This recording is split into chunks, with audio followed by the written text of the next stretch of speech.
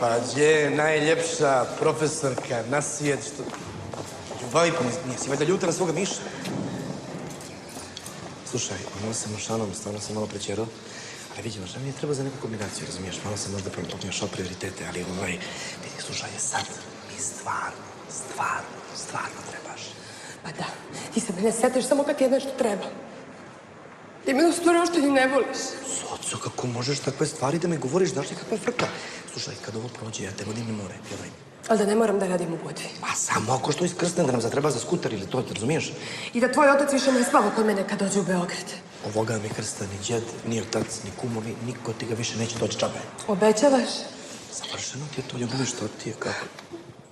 Slušaj, došao mi na drugi iz Podgorice, samo molim, dođi, molim. Ovo je Budo Đurović, učenik i playboy iz Podgorice. Ovo je Zorica, najljepša profesorka matematike što postoji na svijetu. Molim te, gospodče, to je jedno rođeno. Vidi se.